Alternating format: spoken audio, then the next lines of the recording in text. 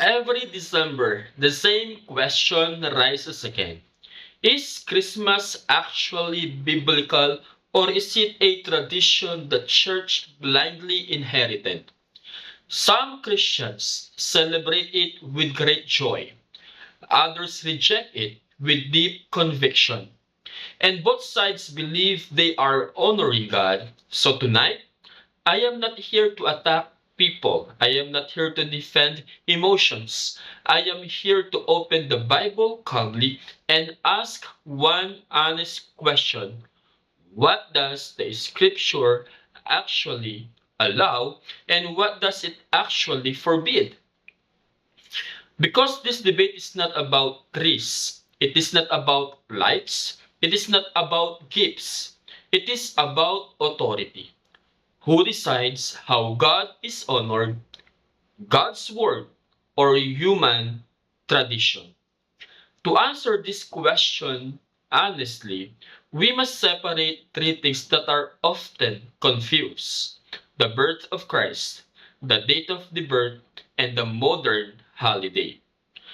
The Bible clearly teaches that Jesus was born, but the Bible never commands a yearly celebration of his birth. This is where the debate begins. Yes, it is true that December was a season of pagan festivals in the Roman world. Saturnalia, winter solstice feast, sun worship. These facts are historical. They should not be exaggerated and they should not be ignored. But here is where we must think biblically, not emotionally. Does the existence of pagan history automatically make something sinful for Christian today? The Bible answers this question with principle, not a holiday command. And that principle is this: God alone determines how he is worshipped. This is not new. Nadab and Abihu learned this the hard way. They offered worship God did not command, and God rejected it immediately. So here is the first sovereign truth. If Christmas becomes worship, then it must be commanded by God. But if Christmas is not used as worship, then it falls under Christian liberty. And this is where many Christians misunderstand one another. Some Christians treat Christmas as a worship command. Others treat it as a Christian freedom. And the Bible strictly separates those two categories. The Bible commands preaching, prayer, the Lord's Supper. Those are the worship commands. But the Bible does not command a birth celebration. This means something very important. No Christian has the authority to force Christmas on another believer as spiritual obligation. Now we must face modern version of Christmas honestly. This is no longer about nativity scenes alone. This is about malls, money, pressure, and emotion. Many Christians today are not even celebrating Christ, they are celebrating tradition. Now, let us speak carefully about the word many Christians fear during Christmas: idolatry. Idolatry is not defined by decorations. Idolatry is not defined by dates. Idolatry is defined by the heart's highest devotion. Anything that replaces God, controls the heart, or competes with Christ can become an idol. For some people, Christmas becomes an idol. Family becomes God. Money becomes God. Nostalgia becomes God. But for the other believers, Christmas is simply a seasonal opportunity to talk about the incarnation of Christ. same holiday, different hearts. This is why Romans chapter 14 is so important. Paul addresses disputes over days, foods, and conscience. One believer esteems one day above another. Another esteems all days alike. And Paul does not condemn either when faith is sincere. This means something very important for Christmas. A Christian is free to observe a day unto the Lord, and a Christian is free to reject that observance unto the Lord. But both sides sin when they judge one another's salvation.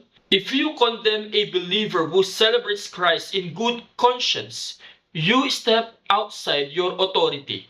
If you mock a believer who refuses Christmas out of conviction, you also step outside your authority. Now, we must be honest and bold. Christmas becomes sinful when Christ is no longer its purpose, when greed replaces gratitude, when drunkenness replaces worship, when pressure replaces joy.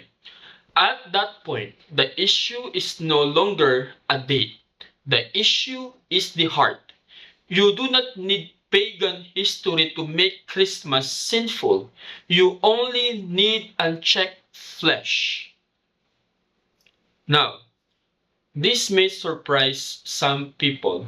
Rejecting Christmas can also become sinful, not because rejecting it is wrong, but because pride can attach to that rejection.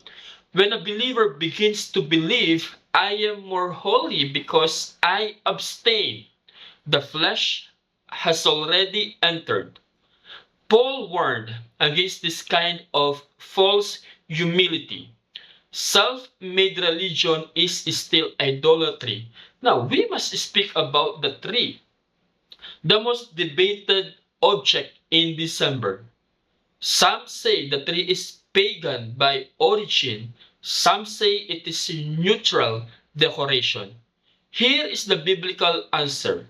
Objects do not carry moral power by themselves. A tree is wood. Lights are wire. Meaning comes from the heart.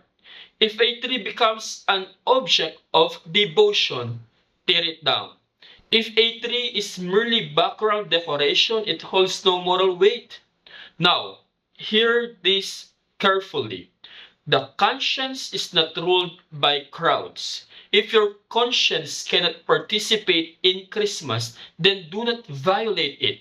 And if your conscience allow you to honor Christ during Christmas, do not be ashamed. Faith must always be practiced in submission to God, not pressure from people.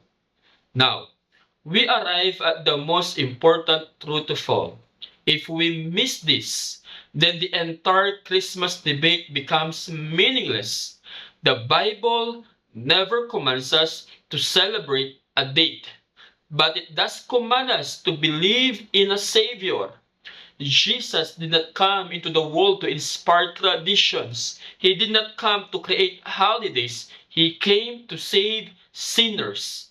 The incarnation means this. God stepped into human flesh. The eternal entered time. The holy entered a fallen world, not to be admired from a distance, but to be nailed to a cross. This is why Christmas without the cross is not the gospel. A baby in a manger means nothing if there is no blood on Calvary. The purpose of the cradle was the purpose of the grave. Now, let me speak to both sides of debate with love. To those who celebrate Christmas, make sure Christ is not reduced to decoration. Make sure the gospel is not buried under gifts. Make sure worship is not replaced by nostalgia. And now, To those who rejected Christmas, make sure your abstinence is not driven by pride. Make sure your knowledge does not replace your love. Make sure your separation has not replaced your compassion. The church does not need more holiday warriors. The church needs more crucified believers. It is possible to win the Christmas argument and still lose the gospel. The devil does not care what sides you take, as long as Christ is no longer central. So I ask you one final question. Is Christ the center of your life or just the center of a season? Jesus did not come to decorate your calendar. He came to redeem your soul. Salvation does not come through tradition. It does not come through celebration. It comes through repentance and faith in Jesus Christ alone. Whether you celebrate Christmas or whether you reject it, make sure Christ is not being used but worship. If this message helped you, share it with one believer who is struggling with this question. If it convicted you, let it move you closer to Christ, not deeper into arguments.